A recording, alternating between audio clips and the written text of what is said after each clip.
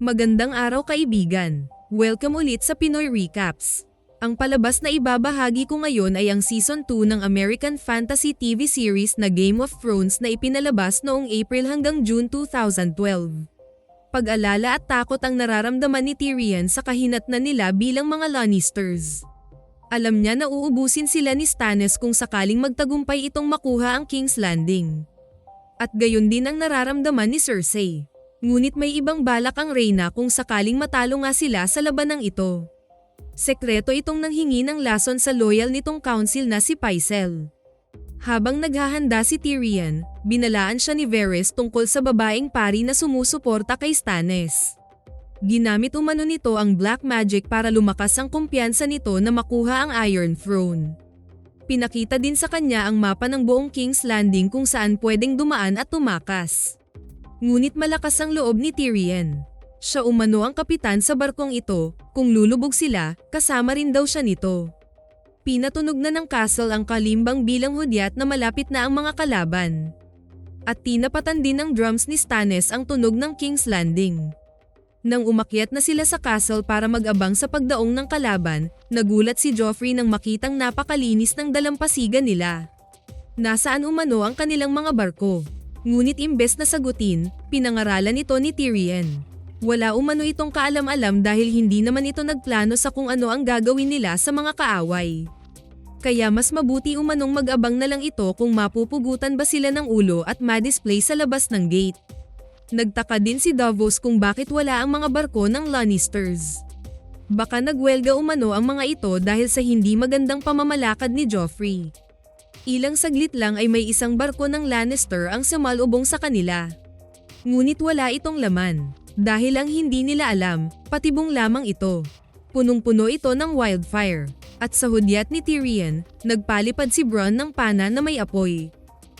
Huli na ang lahat bago pa nakareact si Davos, sumabog sa kanilang harapan ang barko. Hindi pa nakadaong ang army ni Stannis pero marami na agad ang nalagas sa kasundaluhan nito. Ngunit hindi natinag ang hari sa sumalubong sa kanila. Kahit malayo pa sila sa dalampasigan, nagbigay ito ng utos na susugod na sila kahit alam nilang sasalubungin sila ng sangkatutak na archers. Pagdaong ni Stannis sa dalampasigan, wala itong takot na naglakad papuntang gate ng castle. Sa sobrang dami nila, hindi kinaya ng mga archers ni Tyrion ang mga ito. Mabilis silang nakalapit sa gate ngunit sinalubong sila ng mga army ng Lannisters kasama na dito si Hound at Lancel. Nang mga sandaling iyon nasa iisang room ang Reyna kasama si Sansa at iba pang kababaihan.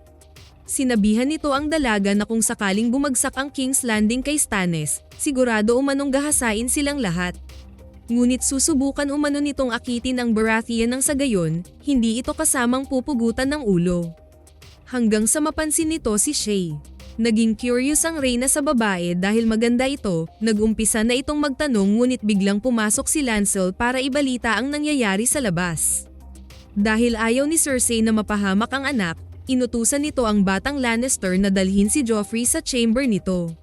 Maya-maya lang ay inamin ng Reyna kay Sansa kung bakit kasama nila sa loob ang lalaking pumugot sa ulo ng kanyang ama, si Ser Aelin. Ayon dito, kung sakaling magtagumpay umano si Stannis sa pagkuha ng Iron Throne, hindi raw umano sila makukuhang buhay nito. Dahil ang kawal na mismo ang pupugat sa mga ulo nila.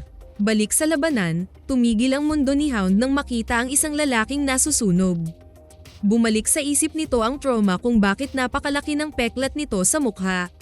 Wala sa sariling bumalik ito sa loob ng castle kaya nagsunuran na rin ang mga kawal. Dahil sarado na ang gate, gumamit na ng hagdan ang army ni Stannis para makapasok sa castle. Pinagalitan ni Tyrion ang Hound pero wala na itong balak pang bumalik sa labas para makipaglaban. Minura nito si Joffrey at biglang umalis. Ilang saglit lang ay inumpisahan ng bayuhin ng mga sundalo ni Stannis ang gate. Dumating din si Lancel at sinabihan nito si Joffrey sa utos ng Reyna. Kahit sinabihan nito ni Tyrion na huwag iwanan ng army, umalis pa rin ang batang hari. Kaya walang nagawa ang Han kundi maging leader ng kanilang kasundaluhan.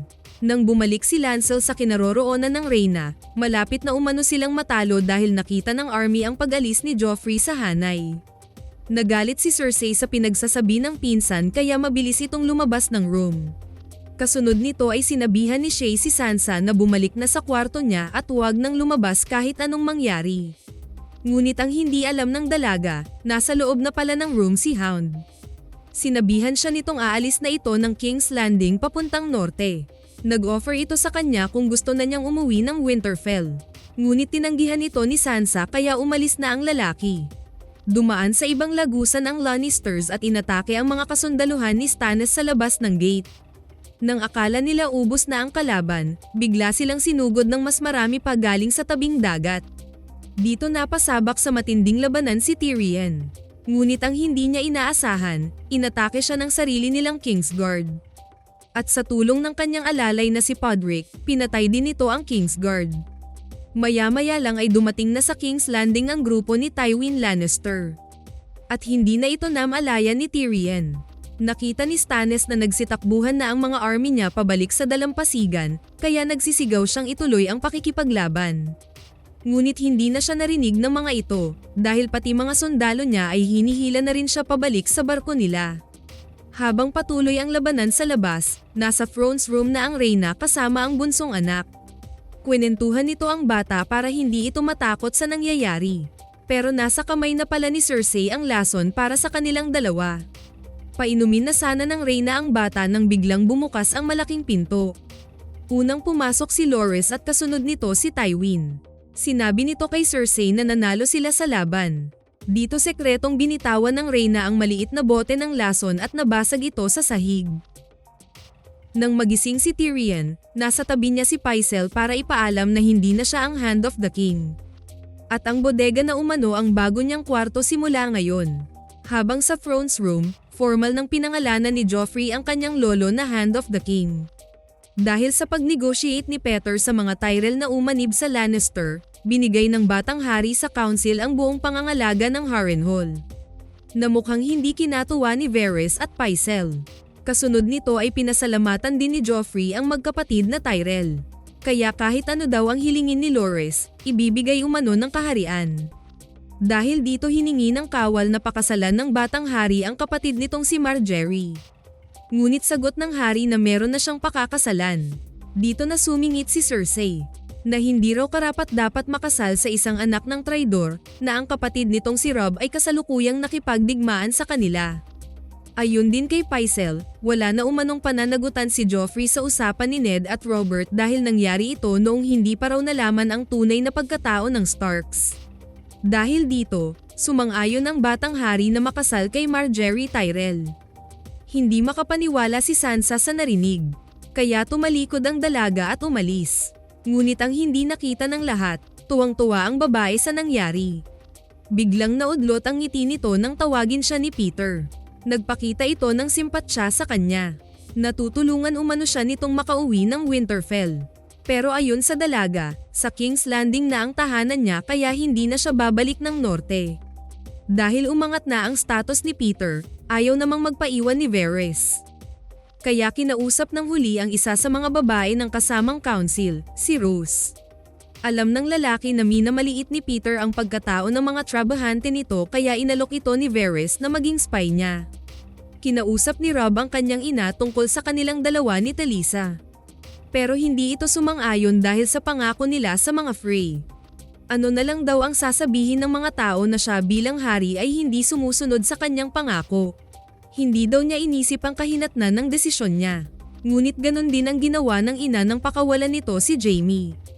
Hindi nakapagsalita si Catelyn nang tumalikod ang anak nito. At lingid sa kaalaman ng lahat, sekretong nagpakasal ang dalawa ng gabing iyon. Balik sa Stormlands, hindi matanggap ni Stannis ang kanyang pagkatalo. Naniwala umano ito kay Melisandre na mananalo sila sa digmaan pero hindi pala. Pinatay pa umano nito ang kapatid kaya nakonsensya din ang hari. Ngunit encourage pa rin siya ng babae, na marami pa silang kakaharaping digmaan at mga pagsubok. Saka nito pinakita sa hari na nakikita nila sa apoy ang mga ito. Habang sa Winterfell, walang reinforcement ang dumating para mapanatili ni Theon ang paghahari sa castle. Pinayuhan na ito ni Master Luwin na tumakas na habang may oras pa. Pero nagmatigas ito. Nagbigay pa ito ng speech ngunit nang matapos magsalita ang binata, pinalo ito ng kasama. Tinakpan nila ang ulo nito sabay sabing uuwi na sila.